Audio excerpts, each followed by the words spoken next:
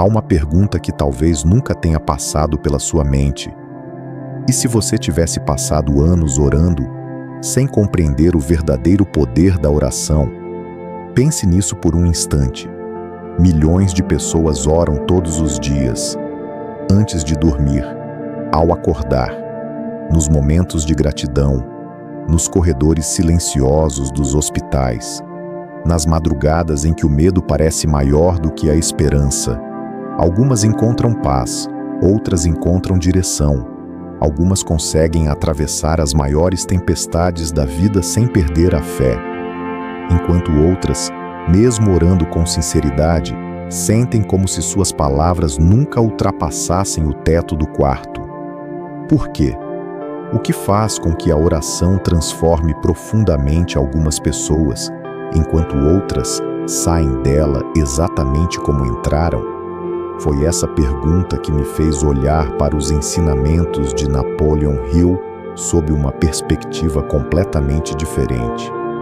Conhecido por estudar durante décadas algumas das pessoas mais bem-sucedidas de sua geração, Hill entrevistou industriais, inventores, empreendedores e líderes que pareciam possuir uma força invisível, uma convicção difícil de explicar. Eles continuavam avançando quando não havia garantias. Persistiam quando as circunstâncias diziam para desistir.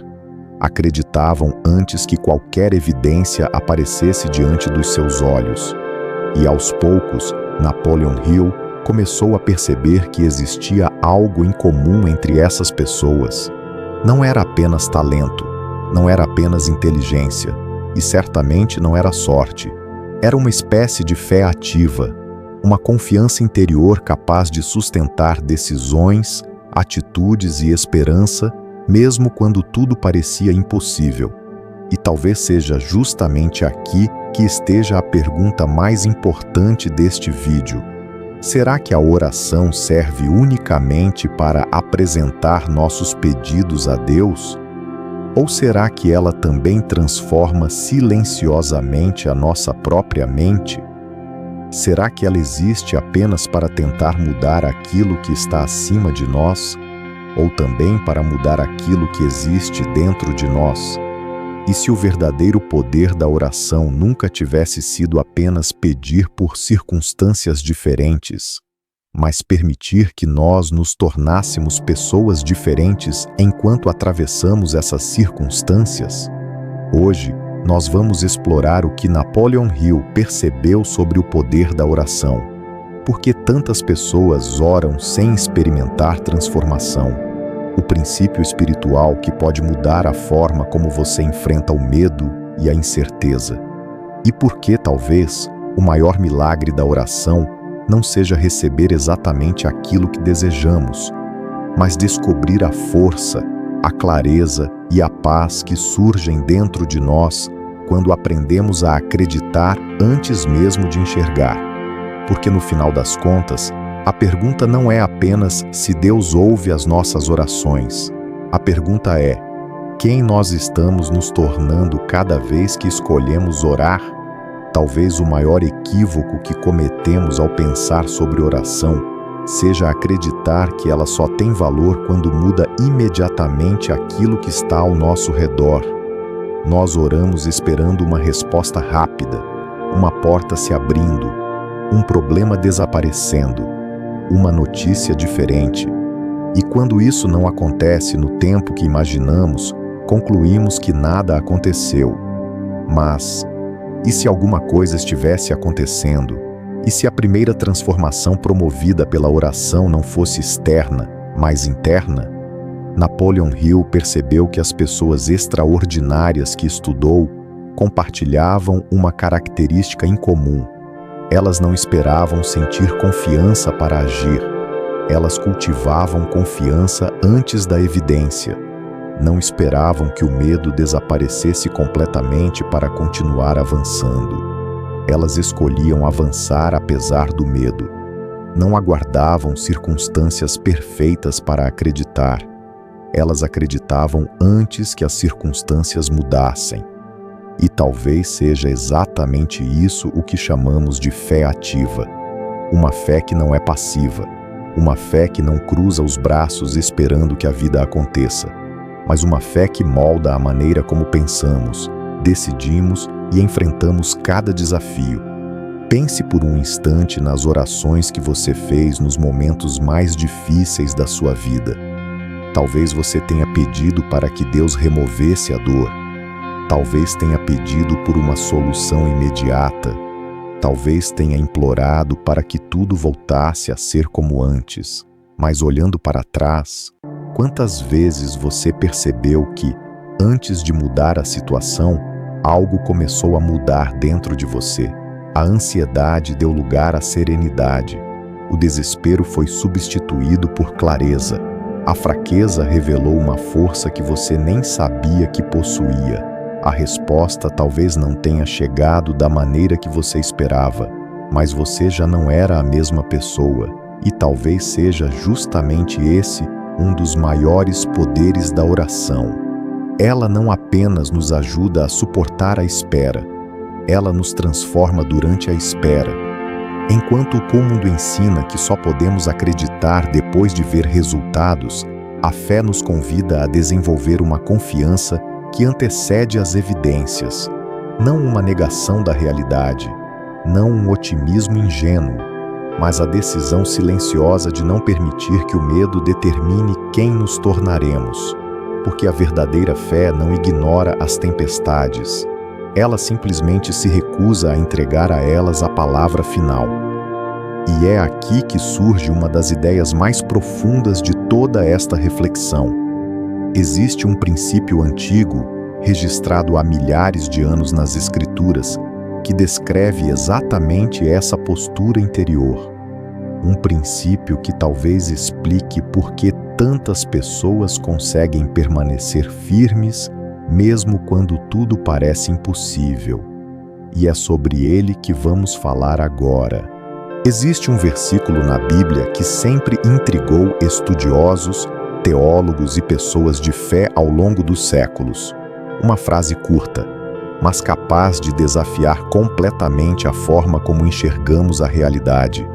Em Romanos 4:17, encontramos a seguinte descrição sobre Abraão: Deus chama à existência as coisas que não são como se já fossem. À primeira vista, essa passagem pode parecer difícil de compreender.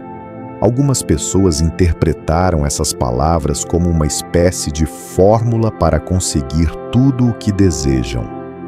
Outras as rejeitaram completamente por medo de distorções. Mas talvez exista uma compreensão muito mais profunda escondida aqui. Pense na história de Abraão. Ele recebeu uma promessa quando todas as evidências apontavam na direção contrária. O tempo passava, o corpo envelhecia, as circunstâncias não colaboravam, a lógica dizia que era tarde demais. E ainda assim, ele escolheu permanecer alinhado à esperança. Isso não significa negar a realidade. Abraão não fingiu que os obstáculos não existiam. Ele não ignorou os fatos. Ele simplesmente decidiu que os fatos não teriam a palavra final sobre aquilo que acreditava. E talvez seja exatamente esse o ponto de encontro entre esse princípio bíblico e aquilo que Napoleon Hill observou nas pessoas extraordinárias. Os grandes realizadores não eram pessoas que nunca sentiam medo. Eles sentiam medo. Não eram pessoas que nunca enfrentavam dúvidas. Elas enfrentavam. Não eram pessoas cercadas por garantias. Muitas vezes, eram justamente aquelas que avançavam sem nenhuma garantia visível. Mas havia dentro delas uma convicção silenciosa, uma disposição de agir de acordo com aquilo que acreditavam ser verdadeiro, mesmo quando os resultados ainda não haviam aparecido.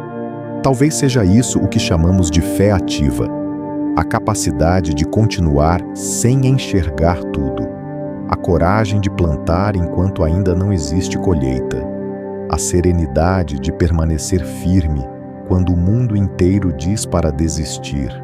E aqui existe algo que pode mudar a maneira como você ora. Talvez oração não seja um esforço para convencer Deus a fazer aquilo que Ele não deseja fazer. Talvez a oração seja o lugar onde aprendemos a alinhar o nosso coração à esperança, onde o medo perde parte da sua autoridade, onde a ansiedade deixa de comandar todas as nossas decisões, onde a nossa identidade é lembrada, fortalecida e restaurada, porque toda vez que você escolhe orar, mesmo sem respostas imediatas, você está dizendo: eu não permitirei que o desespero determine quem eu vou me tornar. E isso não é passividade, isso é coragem. Talvez o verdadeiro poder da oração não esteja em ignorar a realidade, mas em desenvolver uma força interior capaz de atravessar essa realidade sem perder a esperança. E quando isso acontece, alguma coisa extraordinária começa a nascer dentro de nós. Uma paz que não depende das circunstâncias, uma confiança que não depende de garantias, e uma fé que continua caminhando mesmo quando os olhos ainda não conseguem ver o destino final. Mas se tudo isso é verdade, como essa compreensão muda na prática a maneira como devemos orar? E é exatamente isso que vamos descobrir agora. Então, se a oração não é apenas uma lista de pedidos, como ela pode transformar a maneira como vivemos? Talvez tudo comece com uma mudança muito simples. Em vez de perguntar apenas: Deus, tira esse problema da minha vida, talvez possamos começar a perguntar: Deus, quem o Senhor deseja que eu me torne enquanto atravesso este problema? Percebe a diferença? A primeira pergunta busca apenas alívio, a segunda busca transformação. E não há nada de errado em pedir alívio. Todos nós fazemos isso. Quando alguém que amamos está doente, quando enfrentamos dificuldades financeiras, quando sentimos medo do futuro, quando a solidão parece insuportável, nós pedimos ajuda e devemos pedir. Mas talvez exista uma profundidade maior disponível para aqueles que permanecem na oração por tempo suficiente, porque pouco a pouco algo começa a acontecer. A oração deixa de ser apenas um lugar de desespero e se transforma em um lugar de encontro, um lugar onde recuperamos a perspectiva, onde lembramos que não somos definidos pelo pior momento das nossas vidas, onde o medo já não ocupa sozinho o centro das nossas decisões. Talvez você esteja vivendo exatamente esse tipo de batalha hoje. Talvez exista uma situação que você gostaria de resolver imediatamente, uma resposta que parece demorar demais, uma porta que permanece fechada, uma dor que ninguém ao seu redor consegue compreender. E, se esse for o seu caso, eu gostaria de lhes fazer uma pergunta muito sincera. Quem você está se tornando durante essa espera? A espera está tornando você mais amargo, ou mais compassivo, mais desesperado, ou mais consciente daquilo que realmente importa? Mais distante de Deus? Ou mais dependente da sua presença? Porque às vezes a resposta pela qual tanto oramos chega, mas outras vezes o maior presente é perceber que nós já não somos a mesma pessoa que começou aquela oração. Existe mais paz, mais maturidade, mais discernimento, mais coragem. E talvez seja por isso que tantas pessoas descrevem experiências profundas de oração não como momentos em que receberam tudo o que pediram, mas como momentos em que encontraram força para continuar, força para perdoar, força para recomeçar, força para permanecer firmes. Napoleon Hill observou que pessoas extraordinárias desenvolviam o hábito de alimentar diariamente a mente com aquilo que fortalecia seus propósitos. A oração pode fazer exatamente isso. Ela nos lembra do que é essencial. Ela reorganiza prioridades. Ela fortalece valores. Ela devolve clareza quando a confusão toma conta do coração. E talvez o verdadeiro milagre da oração seja este: entramos nela carregando medo e saímos carregando esperança. Entramos nela tentando controlar tudo e saímos aprendendo a confiar. Entramos nela procurando respostas imediatas e saímos com a coragem necessária para dar o próximo passo, mesmo que ainda não enxerguemos o caminho inteiro, porque a fé não exige que você veja toda a estrada. Ela apenas pede que você dê o próximo passo com confiança. E talvez seja exatamente aí que o poder da oração começa a revelar toda a sua profundidade.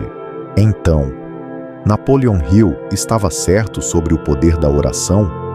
Talvez a resposta seja diferente daquela que muitas pessoas esperam. Talvez ele tenha percebido algo que pessoas de fé já conheciam há séculos, que a oração não é apenas um ritual, não é apenas uma repetição de palavras, não é uma tentativa desesperada de negociar com Deus. A oração é relacionamento, é alinhamento, é transformação. Ela não elimina automaticamente todas as tempestades da vida, mas pode mudar a maneira como atravessamos cada uma delas. Ela não garante que receberemos tudo aquilo que desejamos, mas pode nos tornar pessoas capazes de enfrentar aquilo que jamais imaginamos suportar. Ela não nos afasta da realidade. Ela nos fortalece para encarar a realidade sem perder a esperança. Talvez seja por isso que tantas pessoas, ao olharem para trás, percebem que as orações mais importantes das suas vidas não foram necessariamente aquelas que mudaram as circunstâncias imediatamente. Foram aquelas que mudaram o coração.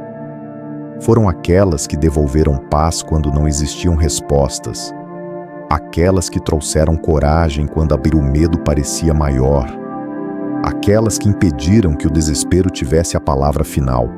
E talvez exista alguém ouvindo estas palavras hoje que esteja exatamente nesse lugar, cansado, confuso, esperando por uma resposta que parece não chegar. Se esse é o seu caso, eu gostaria de deixar uma reflexão. Não subestime aquilo que está sendo construído dentro de você durante a espera. Nem toda transformação é visível no início. As raízes crescem em silêncio. A maturidade amadurece em silêncio. A fé se fortalece em silêncio. E muitas vezes, aquilo que parece demora pode estar formando em você a força necessária para sustentar aquilo que pediu em oração. Talvez você ainda não veja o caminho inteiro. Talvez existam perguntas sem respostas. Talvez existam lágrimas que ninguém conhece. Mas continue. Continue acreditando. Continue dando o próximo passo. Continue orando. Não porque a oração seja uma fórmula mágica para controlar a vida, mas porque ela pode lembrar quem você é quando o medo tenta fazer você esquecer. Porque ela pode devolver esperança quando tudo parece perdido. Porque ela pode reacender a coragem necessária para recomeçar mais uma vez. E talvez esse seja o verdadeiro poder da oração. Não apenas mudar aquilo que acontece ao nosso redor, mas transformar aquilo que acontece dentro de nós. E agora, eu gostaria de deixar uma pergunta para você. Depois de tudo o que ouvimos hoje, quem você está se tornando cada vez que escolhe orar? Se esta mensagem falou ao seu coração, escreva nos comentários apenas 2 palavras: eu continuo. Porque às vezes, o maior ato de fé não é entender tudo, é simplesmente decidir não desistir e continuar. E, antes de nos despedirmos, eu quero lhe fazer um convite. Se você acredita que ainda existem mensagens capazes de trazer esperança em meio ao ruído do mundo, se deseja refletir sobre prosperidade, propósito, fé ativa e os princípios que ajudam pessoas comuns a atravessarem momentos extraordinários, este é o seu lugar. O Mind of Fortune nasceu para isso. para nos lembrar que a verdadeira prosperidade começa dentro de nós. Então, se esta reflexão fez sentido para você, inscreva-se no canal e caminhe conosco nos próximos encontros, porque ainda existem muitas descobertas que faremos juntos. E até o próximo vídeo, continue acreditando, continue crescendo, continue se tornando a pessoa que você foi chamado para ser.